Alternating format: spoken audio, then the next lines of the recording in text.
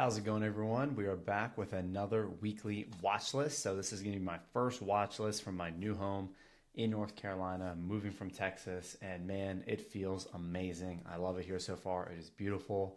There's a lot less people. The climate is better. The nature's better, man. It's peaceful. It's slower. It's awesome. So if you're in North Carolina, drop a comment and let me know. Other than that, let's rock and roll. So, did not take any trades last week. Did not even. I don't even think I might have been on. I think actually, you know what? I think I did. I have to look back at my. I literally just don't remember this. Last week was just. Oh yeah, okay. I'm getting confused. Like last week was literally the move. Time's just going by fast as fuck.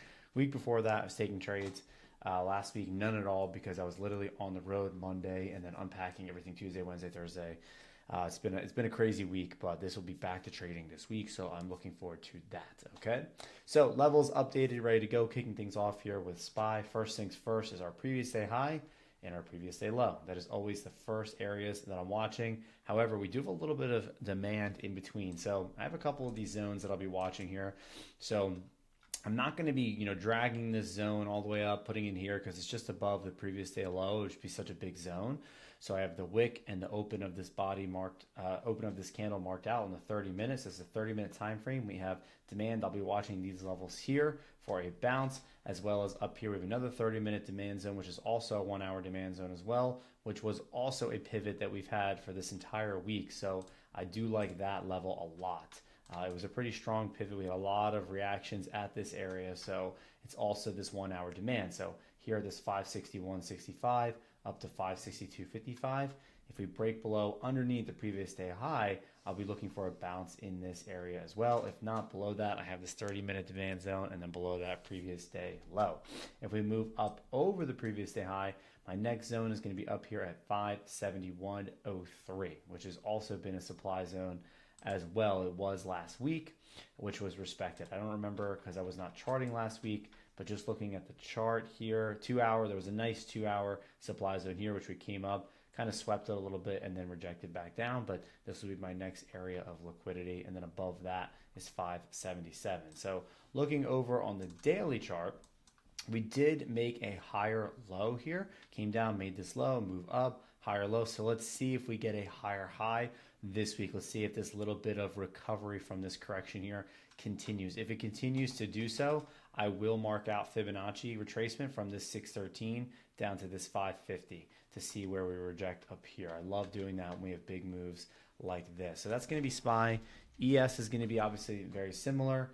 For futures, again, I do not trade futures, but I do use ES and NQ for confluence for my SPY and QQQ trades, and I simply just mark out supply and demand. So as you can see, we have a 2-hour supply zone up here at 57.59, and then my next demand zone is this 1 hour and also 30-minute demand zone down here. So this is very similar to SPY. So if we do pull back into this area, I'll be looking for confirmation for longs.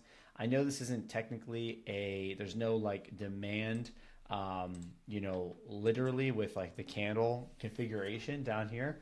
But as you can see, we had two really nice reactions out of this zone. It was previous resistance as well. So 56.50 looks like a great area for demand as well. But also if we break below and retest, it looks awesome for shorts. If we get over 57.59, my next supply zone is going to be up here at 58.65. So let's go over to QQQ. QQQ, similar look. Let's go over to the 15-minute first. So previous day high, previous day low. Again, lots going on over here. We have a decent amount of zones. Same thing, we have that 30-minute demand zone.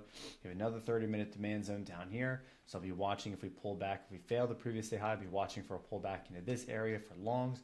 If we get over the previous day high and we retest nicely, I'll be watching for longs up to my next zone at 484.56, okay?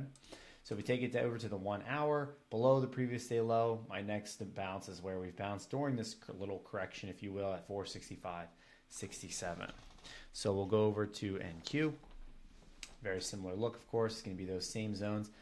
I have a lot of these pivots. I don't know, which ones I'll be removing. We'll see. I've kept this one on the chart just because there was a lot of touches here.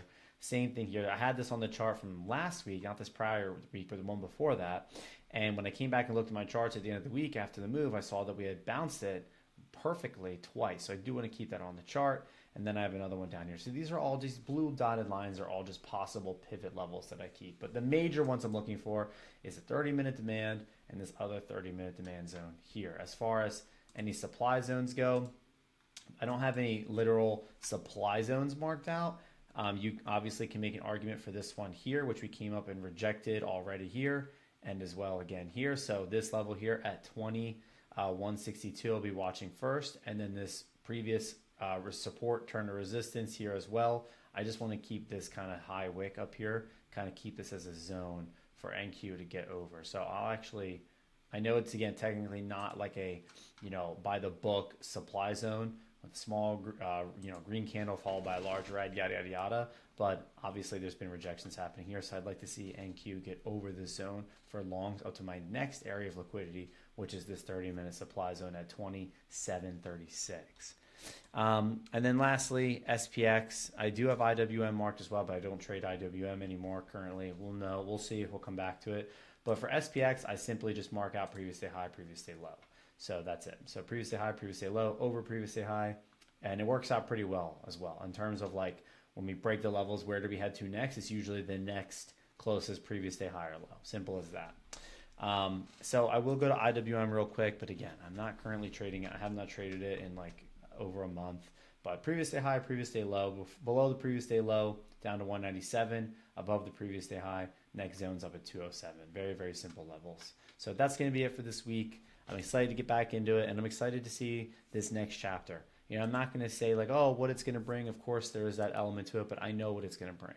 My trading in March has been much, much better, much more refined, much more disciplined, much more consistent. I haven't had a red day yet, but I know it is simply just about practicing and improving my system, not as much about how many green days, how many red, what was the P&L. It's just simply mastering this craft, getting more experience, and refining.